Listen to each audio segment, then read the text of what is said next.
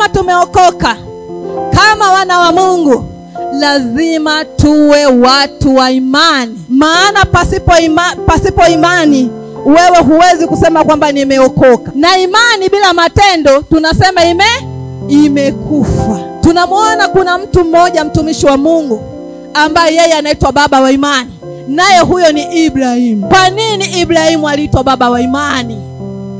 Ni kwa sababu Ibrahimu alitembea na imani ndani yake. Yeye na mkewe Sara hawakuweza kupata mtoto kabisa, lakini katika hali ya uzee, mwambie mwenzako uzee kwa akili ya kibinadamu ni kitu hakiwezekani kabisa, lakini Mungu alifanya maajabu kwa Ibrahimu. Ibrahimu hakuzimia moyo. Ibrahimu alimpata mtoto wake Isaka mzuri katika hali ya uzee, ya utu uzima. Huyo Isaka huyo aliyezaliwa wakati wa uzee.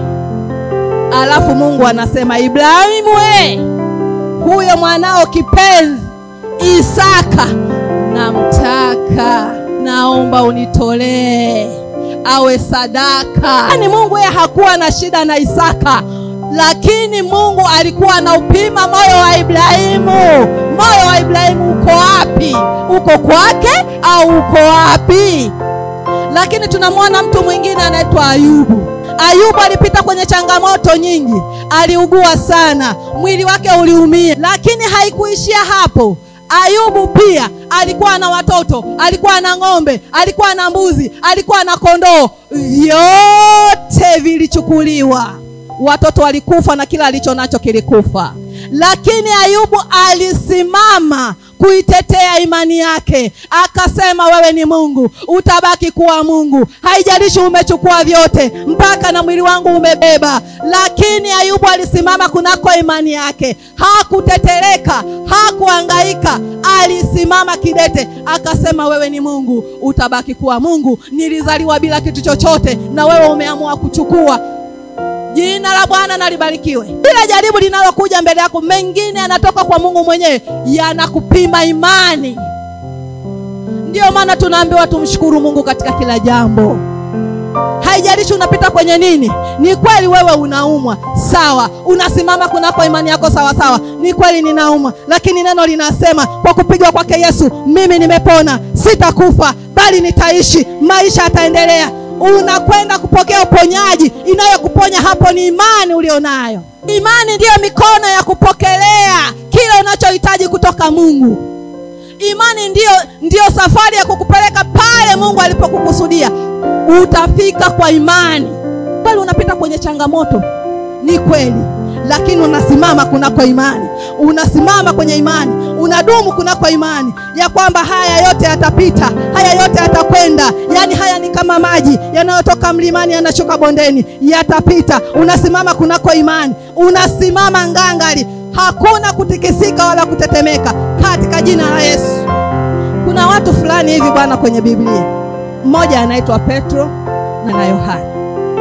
Wao walikuwa wakipita kwenye njia fulani kila siku, lakini pale kulikuwa kuna mgonjwa. Yule mgonjwa kila siku yeye asubuhi anakwenda kusimama kwenye lango fulani linaitwa Mzuri. Anakaa pale kwa ajili ya kuomba sadaka. Bwana Yesu asifiwe. Kila siku. Na wale watu walikuwa wanapita pale kila siku. Lakini sema siku moja wakapita tena pale walipozoea kupita, pale wakapita. Yule kipofu kiwete aliyekaa pale siku zote anasubiri hela, alivyomuona Yohana na Petro anakuja akasema, ili leo ndo dili limejipa. Watu wawili wote wakinimwagia mihela hapa. Wale watu wa Mungu, watumishi wa Mungu, wakamwambia yule kiwete, wakasema ya kwamba sisi leo hatuna fedha, lakini hiki tulicho nacho ni zaidi ya fedha. Kwa jina la Yesu leo usimame na uende ukatafute hela mwenyewe kwa miguu yako. Bwana Yesu asifiwe. Yatosha kukaa hapa ulipo. Sasa inuka na uende. Hela kama ulizoea kukuletewa hapo, sasa nenda kazitafute mwenyewe.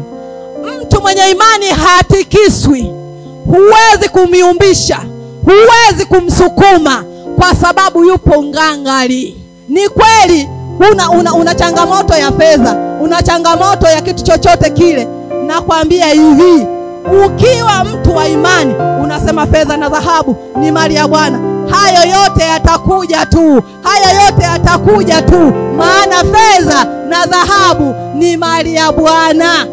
Naomba ufungue kitabu cha Luka 8:8. Nawaambia atawapatia haki upesi, lakini atakapokuja Mwana wa Adamu, je, ataiona imani duniani? Haleluya. Tunapopita kwenye changamoto, imani zetu zinayumba kwa sababu ya changamoto, zinatuchekecha. Wengine wakipita kwenye changamoto kidogo tu, mimi kama ndo hivyo basi mimi naama kanisa, nahamia kanisa lingine. Mimi basi kama ndo hivyo, sijui mama fulani kanikanyaga, sijui huyu kafanya hivi na vile. Sikiliza nikwambie, changamoto ndio kitu cha kukupush utoke hatua moja kwenda hatua nyingine. Changamoto usikimbie, changamoto usiogope, pambana nayo. Tumemwona Ibrahimu kapita kwenye changamoto. Hivi changamoto aliyokutana nayo Ibrahimu inafanana na ya kwako? Changamoto aliyokutana nayo Ayubu inafanana na ya kwako?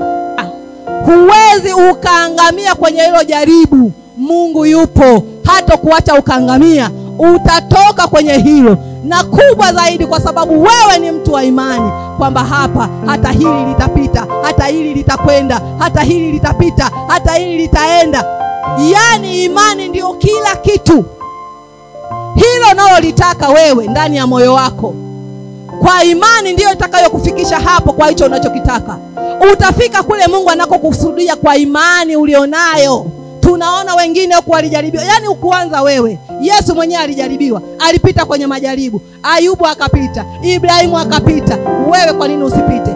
Chochote kitakachokuja mbele yako, usiogope. Usikubali mtu akutoe kunako imani yako. Usikubali mtu akusukume kunako imani yako. Simama imara kwenye hiyo imani ulionayo. Kwa Mungu yote yanawezekana. Tunamuona Ibrahimu pia. Mungu amemjaribu tu kwamba nitolee mwanao. Lakini Mungu hakuwa na shida na Isaka. Mungu akamrudishia mwanae, chukua mwanambuzi ule pale, kanitolee sadaka. Hebu mwambie Mungu, ninaomba ukanipe hiyo imani. Nipe imani yako Bwana. Mtumishi wa Mungu Sulemani alikwenda mbele za Mungu. Mungu akamwambia, nikupe nini Sulemani? Sulemani hakutaka fedha. Sulemani hakutaka nyumba za gorofa. Sulemani hakutaka magari. Sulemani akasema, ninaitaka hekima yako tu. Sulemani akasema, ninaitaka hekima yako. Maana nikipata hekima, nimepata vyote. Nimepata fedha, nimepata nyumba, nimepata magari na kila ninachokihitaji ndani ya hekima yako.